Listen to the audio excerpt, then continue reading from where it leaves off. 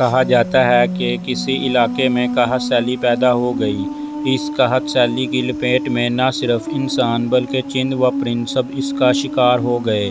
مویشی مالکان بے حد پریشان تھے۔ اس دوران ایک مسجد کے مولوی نے جمعے کے خطبے میں نہایت یقین کے ساتھ یہ بات بتائی کہ اللہ کا نام لے کر یعنی بسم اللہ پڑھ کر دریا کو حکم دیا جائے تو وہ بھی نافرمانی نہیں کرتا۔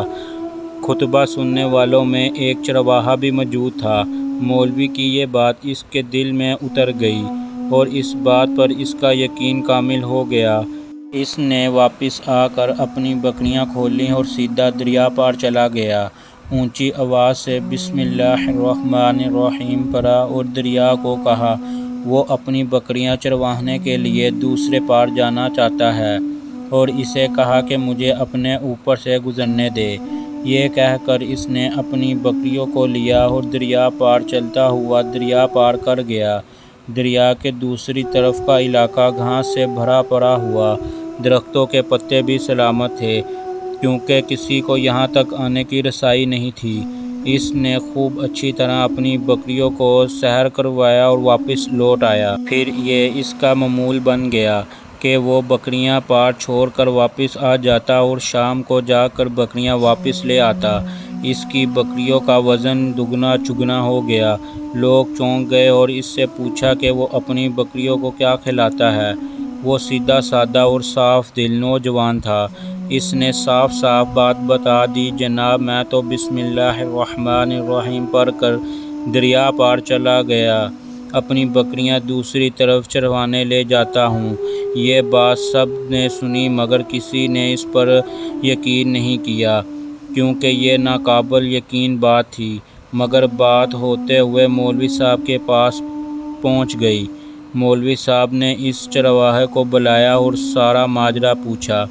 اس چرواہے نے مولوی صاحب کو ہی حوالہ بنا لیا۔ مولوی صاحب میں تو آپ کا شکریہ ادا کرنے والا تھا۔ آپ نے جمعے کے خطبے میں جو نسخہ بتایا تھا کہ بسم اللہ کہہ کر دریا کو بھی حکم دو تو وہ بھی انکار نہیں کرتا، تو میں تو بس آپ کے نسخے پر ہی عمل کر رہا ہوں۔ مولوی صاحب حیرت سے اس کے چہرے کو دیکھتے رہے۔ مولوی صاحب نے کہا بھائی صاحب ایسی باتیں تو ہم ہر جمعے میں کرتے ہیں، فقط ان کا مقصد لوگوں کو ایمان بنانا ہوتا ہے۔ مگر بکریوں والا ڈٹا رہا، میں تو بسم اللہ کہہ کر پانی پر چلتا ہوں اور بکریوں سمیت پانی پار چلا جاتا ہوں۔ آخر کار مولوی صاحب نے صبح خود یہ تجربہ کرنے کی ٹھانی، جسے دیکھنے چرواہے سمیت پورا علاقہ بھی آ گیا۔ مجمع زیادہ تھا۔ مولوی صاحب نے ایک دو بار سوچا کہ انکار کر دوں، کہیں ڈوب نہ جاؤں، مگر جو مولوی صاحب کو کندھے پر اٹھا کر لائے تھے اب وہ جوش و خروش سے اللہ اکبر کے نعرے لگا رہے تھے اور مولوی صاحب کے حق میں تعریفیں کر رہے تھے۔ آخر کار مولوی صاحب نے اپنے ڈر کو دور کرنے کے لیے ایک رسہ منگوایا۔ پہلے اسے ایک درخت کے ساتھ باندھا اور پھر اپنی کمر کے ساتھ باندھا، پھر ڈرتے ڈرتے ڈھیلا ڈھالا بسم اللہ پڑھا اور دریا پار چلنا شروع ہو گئے۔ مگر پہلا پاؤں ہی رکھا تھا کہ پانی میں گر گئے۔ مولوی صاحب ڈبکیاں کھانے لگے اور پانی کے بہاؤ میں بہنا شروع ہو گئے۔ لوگوں نے کھینچ کھانچ کر باہر نکالا۔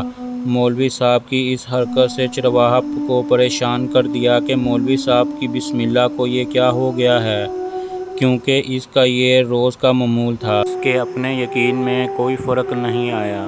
اس نے بسم اللہ کہہ کر بکریوں کو پانی کی طرف اشارہ کیا اور خود ان کے پیچھے چلتا ہوا پار چھوڑ کر واپس بھی آ گیا۔ لوگ اسے ولی سمجھ رہے تھے اور اسے حق میں نعرے لگا رہے تھے، مگر وہ سب سے بے نیاز سیدھا سادہ انسان تھا۔ وہ مولوی صاحب کے پاس پہنچا اور کہا مولوی صاحب میں آپ کی بسم اللہ کی تعریف سے کافی پریشان تھا، مگر پانی پہ چلتے ہوئے مجھے آپ کی بسم اللہ کی بیماری کا پتہ چل گیا۔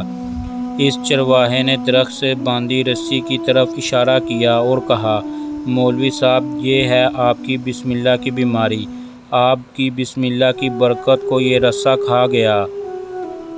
آپ کو اللہ اور بسم اللہ سے زیادہ اس رسے پر بھروسہ تھا، لہٰذا اللہ نے بھی آپ کو رسی کے حوالے کر دیا۔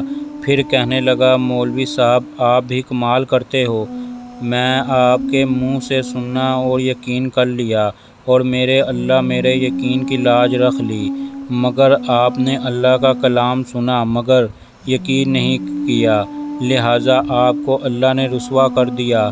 محترم عزیز دوستو، یہی کچھ ہمارا حال ہے۔ ہماری نمازوں اور دعاؤں کا حال بھی یقین سے خالی ہے۔ مزید ویڈیو کے لیے ہمارا چینل کہانی اسٹوڈیو سبسکرائب کیجیے، لائک کیجیے۔ شکریہ۔ اللہ حافظ۔